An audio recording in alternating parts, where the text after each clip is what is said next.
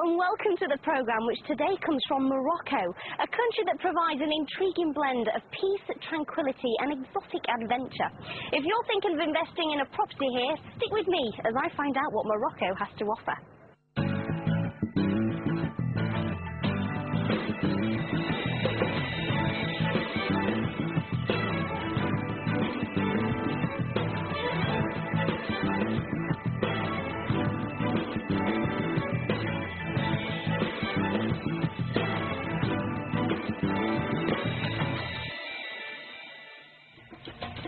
We're in the hotspots along the northeast coast between Tangiers and Tetouan.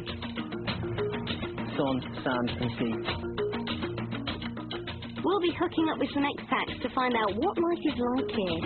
You're made to feel very, very welcome here. Taking a look at some stunning property.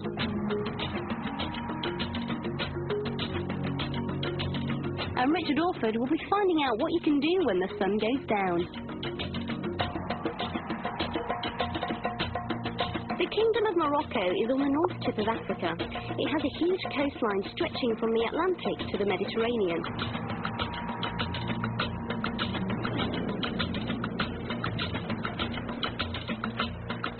So why are so many people choosing to buy property here? I'm going to chat with one of the area's top property experts to find out.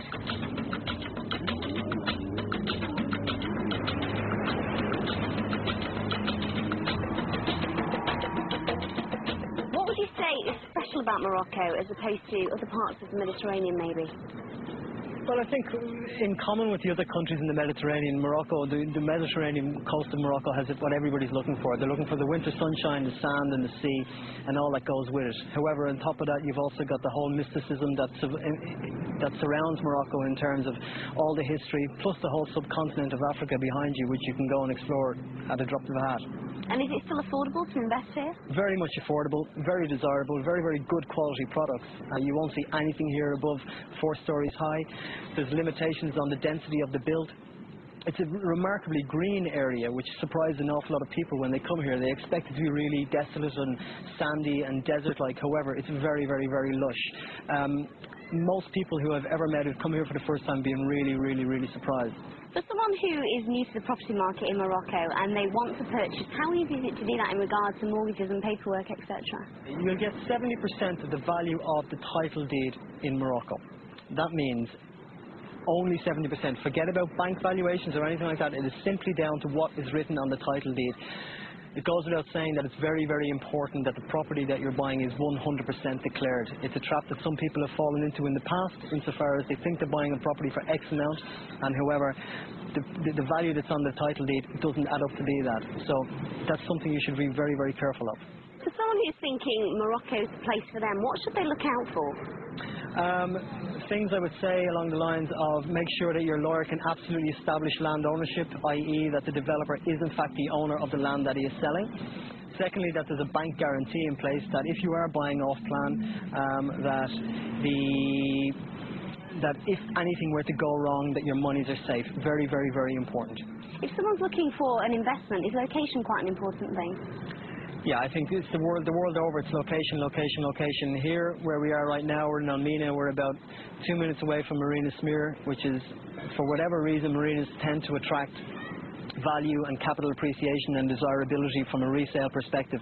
Location, obviously, on the beach is very, very, very important. Once the beach is gone, you're going to have to go inland. And if you ask, 90 people what their ideal property would be, they will always tell you sun, sand and sea.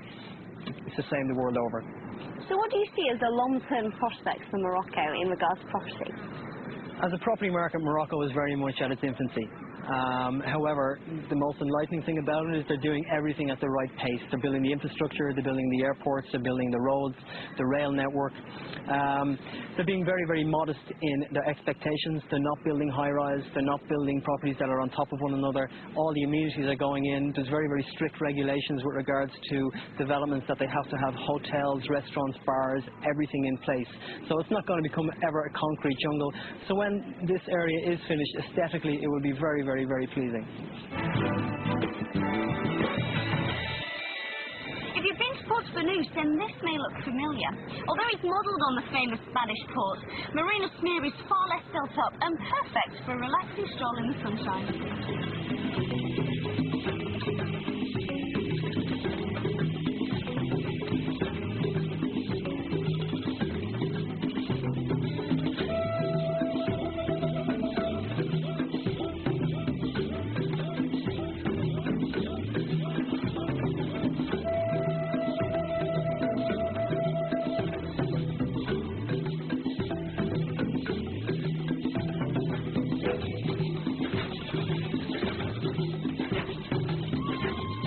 Morocco has a very moderate climate.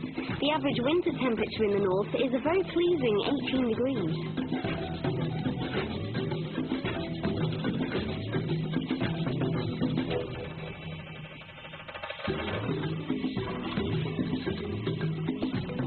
One expat who's taken the plunge here is Paul Camphy. Paul, how did you end up in Morocco? Well, I live in Spain, or initially lived in Spain. I came over here for my job, purely for the weekend, to be honest with you, and found it to be a nice place to be, and decided to keep on working here and got another property over here. How about lifestyle? What do you do now that you never did back in the UK? Well, you know, obviously everything changes for you when you come abroad. I mean, the Mediterranean lifestyle is very different to that of the UK, whether that be